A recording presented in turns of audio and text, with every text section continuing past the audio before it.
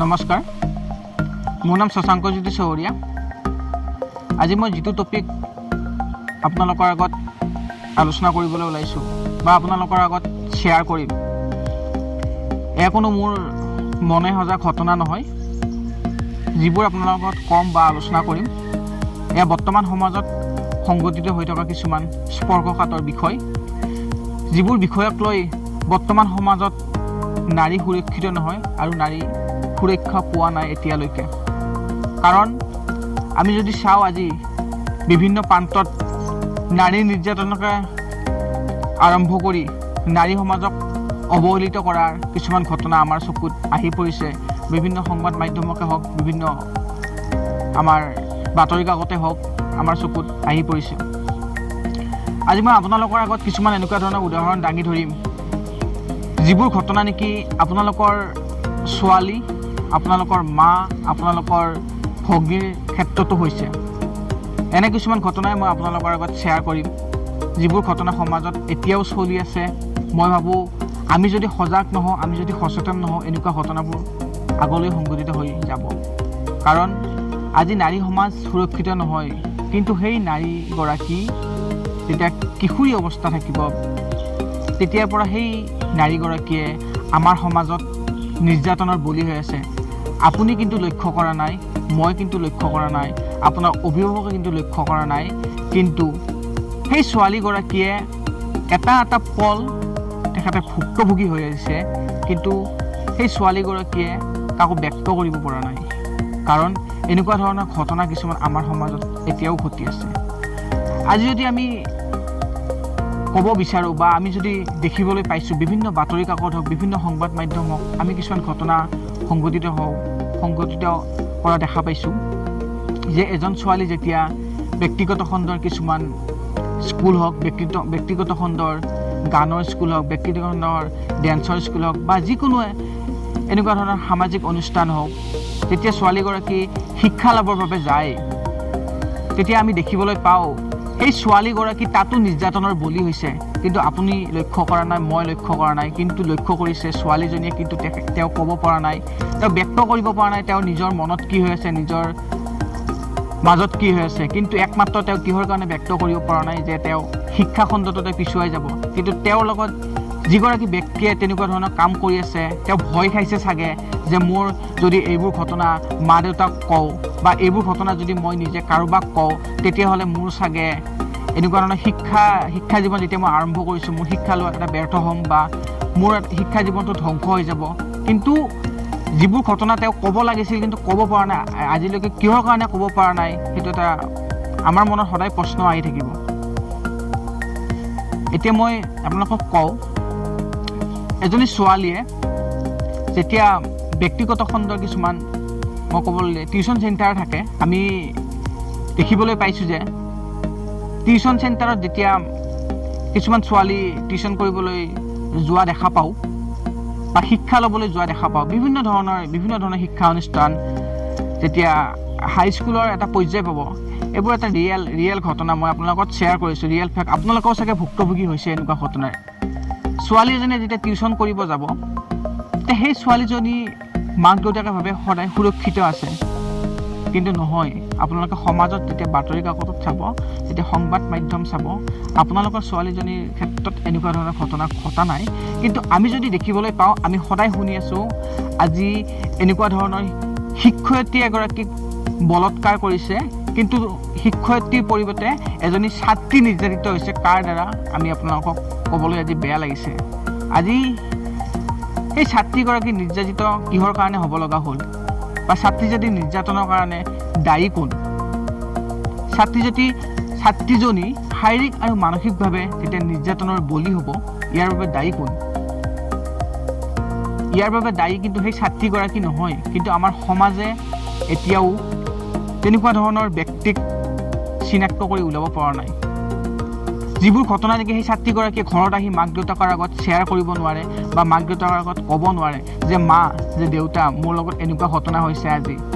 যে মা মোৰ লগত যোৱাকালি এনেকুৱা ধৰণৰ ঘটনা হৈছে, যে মা যোৱাকালি মোক এনেকুৱা ধৰণে মানসিক আৰু শাৰীৰিকভাৱে মোক অপদস্থ কৰিছে। মই আপোনালোকৰ আগত ক'ব বিচৰা নাই যে কোনে কৰিছে। মই যিখন মাধ্যমত নেকি শিক্ষা গ্ৰহণ কৰিব যাব সেই শিক্ষা গ্ৰহণৰ ব্যক্তিগৰাকীয়ে হ'ব পাৰে কাৰণ আমি সদায় সংবাদ মাধ্যমৰ শিৰোনামত কিছুমান এনেকুৱা ধৰণৰ ঘটনা শুনিবলৈ পাই আছোঁ কিন্তু কিহৰ কাৰণে এই ছোৱালীজনীয়ে ক'ব টান পাইছে কি ছাত্ৰীগৰাকী বা সেই ছোৱালীজনীৰ অধিকাৰ নাই নেকি তেওঁ কোৱাৰ কি সেই ছোৱালীজনী বাক স্বাধীনতাৰ অধিকাৰ নাই নেকি যে মাক দেউতাৰ আগত ক'ব কি সমাজৰ চকুত তাই কি সদায় বোবা হৈ থাকিব নেকি ছোৱালীজনীয়ে আজি যদি চাওঁ সেই ছোৱালীজনী বা সেই ছাত্ৰীগৰাকী সেই সৰু অৱস্থাৰ পৰাই এটা নিৰ্যাতনৰ বলি হৈ আছে আৰু আমি চাওঁ যে সেই ছাত্ৰী বা সেই ছোৱালীগৰাকী যেতিয়া এখন ঘৰলৈ বিয়া হৈ যাব তাৰ পিছতো তেওঁ নিৰ্যাতিত হৈ থাকিব সেই বিয়া হৈ যোৱা ঘৰৰ পৰিয়ালৰ পৰাই হওক বা তেখেতৰ হাজবেণ্ডৰ পৰাই হওক কিয় তেওঁলোকৰ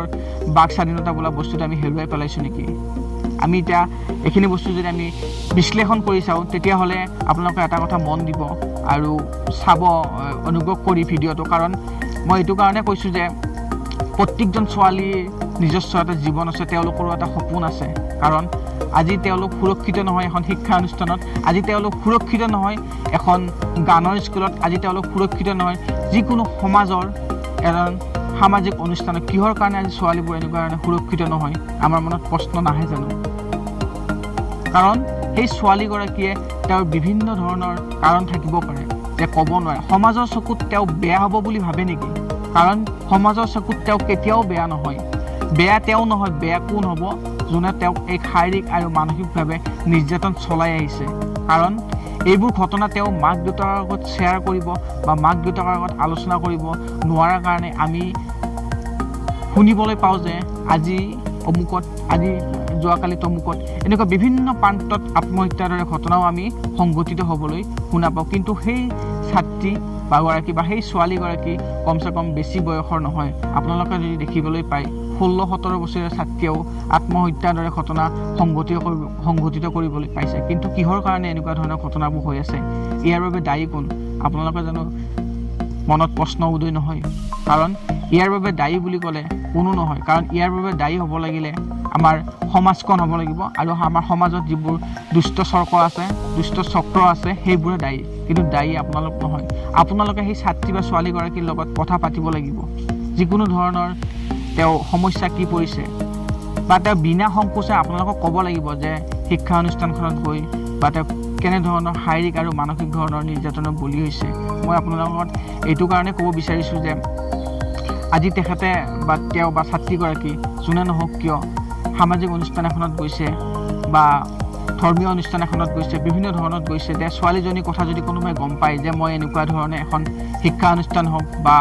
এখন এটা অনুষ্ঠানত হওক মই নিৰ্যাতনৰ বলি হৈছোঁ মোক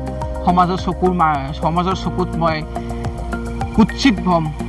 এনেকুৱা ধৰণৰ ঘটনা তেওঁ মনত ভাবি থাকিব কিন্তু সেইটো ঘটনা তেওঁ মাক দেউতাকক ক'ব নোৱাৰে বা তেখেতৰ দাদাকক ক'ব নোৱাৰে আৰু সেই ঘটনাটোৱে তেখেতক বা তেওঁক বা ছাত্ৰীগৰাকী বা ছোৱালীজনীক মনে মনে খুলি খাব মই অনুৰোধ এটাই জনাইছোঁ যে আমি এই ক্ষেত্ৰত সজাগ আৰু সচেতন হ'বৰ হ'ল কাৰণ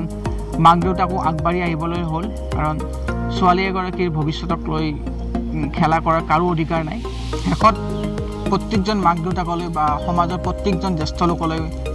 মোৰ এটাই অনুৰোধ যে সেই ছোৱালীগৰাকীক বা সেই ছাত্ৰীগৰাকীৰ লগত যেনেধৰণৰ ঘটনা সংঘটিত হৈ আছে তেনেধৰণৰ ঘটনা যাতে আৰু দুনাই সংঘটিত নকৰে তেনে মানসিকতাৰে সেই ছোৱালীজনীক আপোনালোকৰ ঘৰত গঢ় দিয়ক কাৰণ সেই ছোৱালীজনীক সদায় অসত্যৰ সৈতে যুঁজ দিবলৈ শিকাওক আৰু তাৰ বাবে দায়িত্ব আৰু কৰ্তব্য বুলি ভাবোঁ প্ৰত্যেকজন মাক দেউতাকৰ কাৰণ সেইজন ছোৱালীয়ে তেতিয়াহে তেওঁ অসত্যৰ সৈতে সদায় যুঁজ দিব পাৰিব যেতিয়া সেই ছোৱালীগৰাকীয়ে আপোনালোকৰ পৰা সহায় পাব আপোনালোকৰ পৰা বিভিন্ন ধৰণৰ পৰামৰ্শ পাব আৰু তেতিয়া সেই ছোৱালীগৰাকীয়ে সমাজত যিবোৰ দুষ্ট চক্ৰৰ লোক আছে সমাজত যিবোৰ দুষ্ট চক্ৰৰ লোক আজিও শাৰীৰিক আৰু মানসিকভাৱে বিভিন্ন ধৰণৰ তেওঁ চকুৰে হওক বা তেওঁ ৰাস্তাত গৈ থাকোঁতে হওক বা ছোৱালীবোৰক নিৰ্যাতন চলাই আহি থকা দেখা পাইছে আৰু এনেকুৱা ধৰণে ছোৱালীবোৰক গঢ় দিব লাগে যাতে সেই ছোৱালীগৰাকীয়ে তেনেকুৱা ধৰণৰ ব্যক্তিৰ সৈতে যুঁজ দিবলৈ সদায় সক্ষম থাকে কাৰণ কাপুৰুষ সেই ছোৱালীজনী নহয় কাপুৰুষ যোনে নেকি তেওঁলোকক অতি কুৎসিত মানসিকতাৰে তেওঁলোকক ভাবে আৰু কুৎসিত মানসিকতাৰ চকুৰে তেওঁলোকে চাই তেওঁলোকে কাপুৰুষ কাৰণ আমি সদায় ছোৱালীক দেৱী বুলি ভাবোঁ কাৰণ আমি পূজা কৰোঁ দেৱীক দেৱী বুলি আৰু আমি সেই ছোৱালীবোৰকো আমি যাতে ভাল মানসিকতাৰে গঢ় দিব পাৰোঁ সেইটো আমাৰ বাবে দায়িত্ব আৰু কৰ্তব্য আৰু প্ৰত্যেকজন মাক দেউতাকৰ দায়িত্ব আৰু কৰ্তব্য ধন্যবাদ